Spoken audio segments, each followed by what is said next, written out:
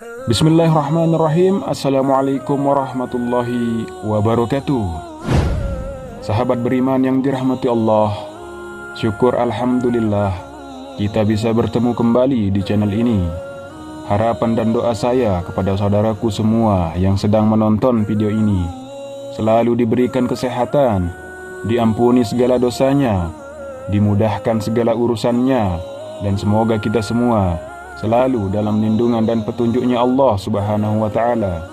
Amin ya Rabbal Alamin. Salawat dan salam semoga tercurahkan kepada baginda Nabi besar Muhammad sallallahu alaihi wasallam. Allahumma salli ala sayyidina Muhammad wa ala ali sayyidina Muhammad. Semoga kita semua mendapatkan syafaatnya beliau pada hari kiamat nanti. Amin ya Rabbal Alamin. Sahabat beriman yang dirahmati Allah, semua umat manusia di dunia akan merasakan hisab di hari kiamat kelak, juga dikenal sebagai Yaumul Hisab, yang merupakan hari perhitungan amal yang terjadi setelah kiamat tiba. Semua perbuatan yang telah dilakukan oleh manusia di dunia akan dihisab oleh Allah Subhanahu wa Ta'ala. Hisab merupakan kiraan bagi setiap amalan manusia semasa di dunia, sama ada baik atau buruk, daripada sebesar-besar amalan hinggalah kepada yang kecil. Sementara secara istilah, kata hisab menurut Ibnu Taimiyah ialah perhitungan antara amal kebaikan dan amal keburukan. Hisab juga dapat diartikan sebagai timbangan di hari kiamat. Allah Subhanahu wa Ta'ala akan memutuskan hukum untuk hambanya pada hari kiamat, sehingga manusia akan dimasukkan ke dalam syurga setelah ditimbang kebaikannya dan keburukannya. Namun, ternyata ada amalan yang bisa membuat manusia masuk surga tanpa hisab. Amalan apakah yang dimaksud? Berikut ini penjelasan mengenai amalan masuk surga tanpa hisab. Syekh Ahmad Al-Misri menceritakan kisah Ahmad ibni Nas yang bermimpi Rasulullah Shallallahu Alaihi Wasallam.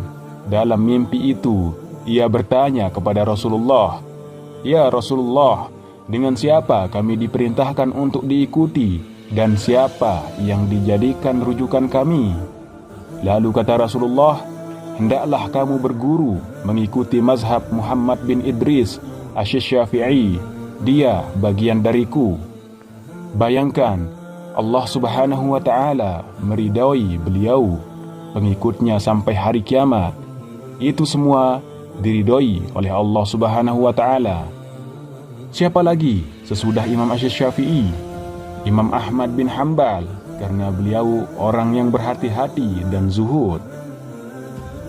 Dalam kitab Safwatus Safwah jilid 1 halaman 331, beliau bermimpi Rasulullah Shallallahu Alaihi Wasallam, "Imam Syafi'i kan anak paman Nabi Muhammad, kira-kira apa engkau memberikan keistimewaan kepada beliau?" "Ya, saya berdoa agar tidak menghisab Imam Asy-Syafi'i," kata Rasulullah. Lalu, apa yang membuat Rasulullah meminta kepada Allah agar tidak menghisab Imam Syafi'i di hari kiamat? Ternyata berkat solawat yang beliau baca.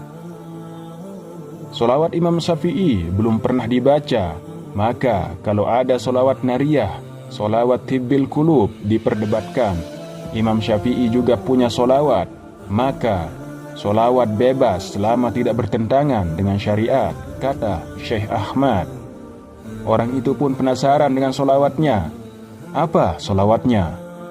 Berikut ini lafaznya.